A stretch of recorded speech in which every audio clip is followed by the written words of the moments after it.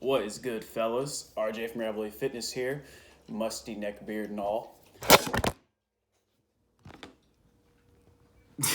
Let's try that again. What's up, fellas? RJ from Rebel Fitness here. Is it still rolling? Yeah. Today, talking about how disappointed I am in both Tyson Fury and Deontay Wilder. February of 2020, they had their second fight. Tyson Fury backs Wilder up, beats him down, stops him in 7 rounds. It was a good stoppage because Wilder looked like he was going to get seriously hurt if that fight were to continue. He was defenseless in the corner. Wilder, to his credit, fair play to him, he accepts a third fight, a rematch, within days of that beating. And that takes a lot of heart. It takes a lot of heart to stand there and take a beating and not just take a knee. And also it takes a lot of heart to say, I want to run it back. I want to do it again. I want my get back. But where I am frustrated and where I sort of lose respect for both of them is that entire process of getting to this third fight that took over a year to make when it was agreed to days after that second fight. At first, I thought it was all Wilder's fault. And it may have been at first. They kept getting venues and dates, and they couldn't agree on any. Wilder would say that's not a good time, not a good date. Bob Arum, his greedy, wrinkly, dusty, crusty, musty ass, would disagree as well. It seems like they couldn't do anything with one another. And we all know the real reason for that is most likely due to the C word, the thing that went around, sort of shut everything down. So they were really only concerned about money. They wanted to maximize their money because that second fight lost money due to how much each fighter was paid. And they didn't have the heart to just stage a good fight during the whole lockdown. They didn't have the heart to do it. UFC did it. Hell, Top Rank did it. They brought the fights back. They were the first to bring boxing back. We had title fights. We had Canelo Alvarez fighting multiple times during the pandemic. So this fight could have happened last year. It should have happened last year, last summer. But greed prevented that. And not only that, but I believe Wilder purposely dragged it out because he wasn't ready. He wasn't ready mentally to go in there with Tyson Fury again. And that's understandable because Fury plays with people's minds. Fury is all about the mind games. He's all about the psychological aspect of this fighting business. And not only that, but Wilder knows that he had to make some changes, technically speaking. He has to learn how to fight on the back foot. Has he learned to do that? I don't know. I don't train with him. I don't see him training outside of the footage that him and Malik Scott are doing, slipping, moving a little bit. But I haven't seen him sparring and fighting on the back foot. So that remains to be seen, to be determined. But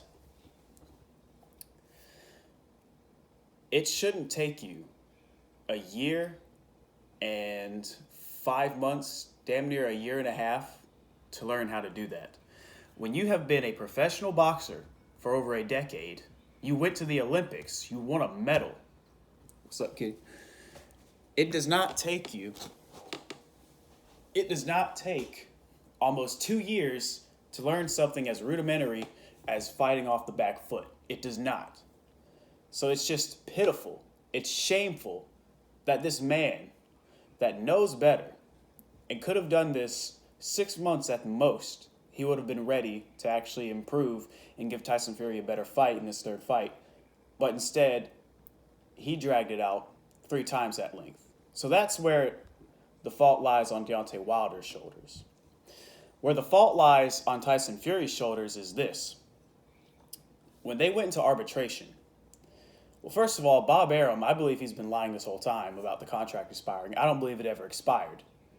So when Fury tries to go into a fight with Joshua, knowing damn well the contract hasn't expired, I believe that Fury has been clout chasing this whole time. He's been using AJ's name just to boost this rematch with Wilder, knowing damn well he couldn't fight AJ, not until he fought Wilder. That's what I believe. But this man, Tyson Fury, wastes everybody's time, him and Bob Arum, both of them. Waste Eddie Hearn's time and energy and his money, knowing damn well they're in an arbitration that's not going their way. But they get a venue in Saudi Arabia. They have a site. The Saudis put money down. Everything was ready. They even had a date. And then, the case, Wilder wins. Now we have to fight again. This man wasted everybody's time for almost 2 years. And I believe that from the jump, he knew there was no way he could actually get in there with AJ.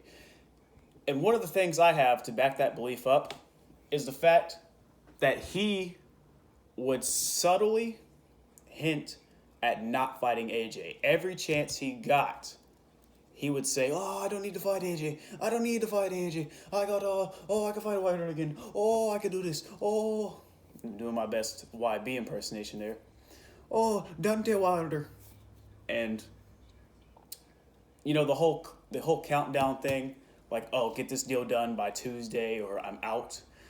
All his shenanigans, hinting at the fight not happening, playing with the fans, playing with us.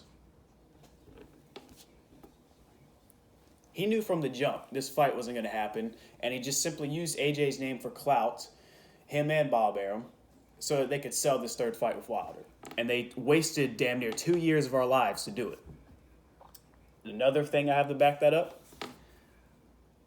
I believe in the same day that it was announced that Wilder had won the arbitration and that third fight had to go through, that same day, we had a date, July 24th, and we had a venue, Allegiant Stadium.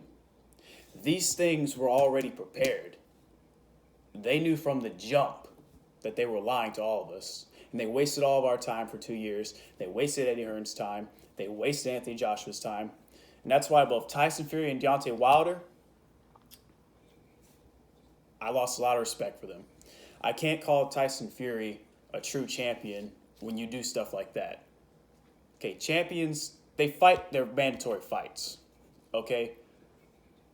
They don't sit around and waste people's time for 2 years just so they can clout chase. Hopefully we can get an undisputed fight at some point, but it's honestly looking bleak. And this is why the sport of boxing is looking bleak. Again, shenanigans like this, it hurts the sport. But this is RJ from Airway Fitness. Like, share, subscribe for honest fitness information and boxing videos, fight talks in general. I also like kickboxing, UFC, wrestling. I like combat in general. I find it very fascinating. But